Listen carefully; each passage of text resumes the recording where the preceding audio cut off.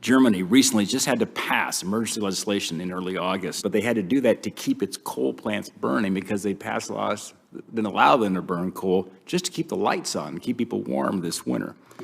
Europe may begin to ration energy because this green ideology has dominated their energy policy, and the European economy is on the brink of a disaster as electricity prices have surged more than 300%.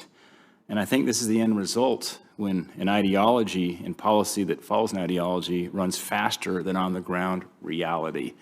I met with another head of state of Europe here recently who has a better energy portfolio and was questioning what was going on in places like Germany and around other places in Europe. And he said this to me, he said, "Senator, a vision without an action plan is a hallucination." And sadly now, many are going to be suffering this winter.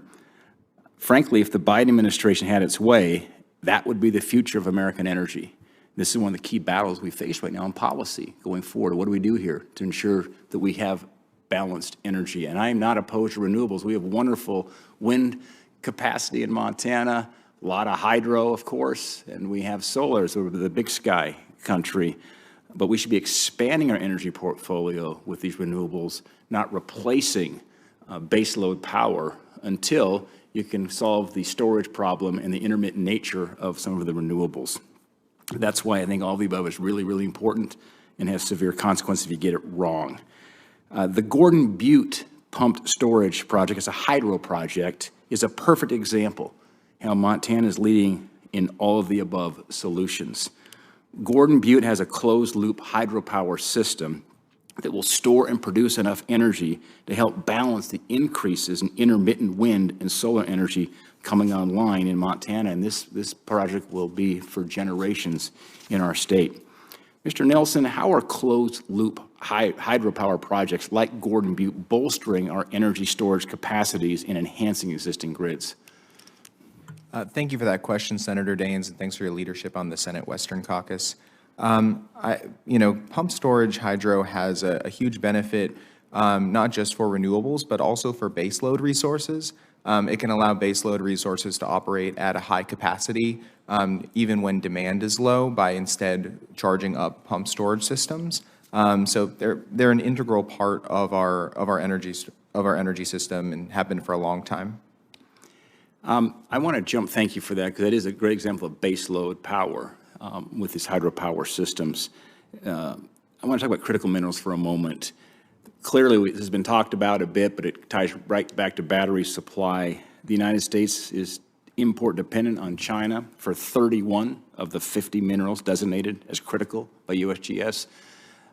As we move forward with more renewable sources of energy, China indeed could become the OPEC of the future for renewable energy in terms of having a constraint. Right now, countries that utilize slave labor have far lower environmental standards than the United States. Meanwhile, we have these radical environmental groups and the Ninth Circuit Court, who's lose litigation to tie up domestic mining of the materials needed for responsible renewable energy development. We've talked in this committee, we have had a mine in Montana, a copper mine, for 37 years we've been trying to permit it. 37 years. Going through multiple EISs, and then they hold us up in the Ninth Circuit Court with the Endangered Species Act. These delays are a threat to national security, they hurt our economy, and they hold back the future of renewable energy technology.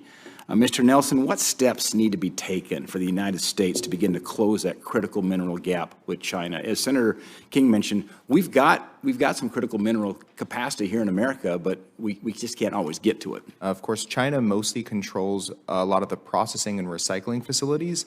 They don't have a lot of direct production of many of the critical minerals. So one thing we can do is make sure that we're producing those here in the United States and having partnerships with allied countries like Canada and Australia to basically eliminate a lot of those initial sources that they control, and also making it easier to build those processing facilities here in the United States.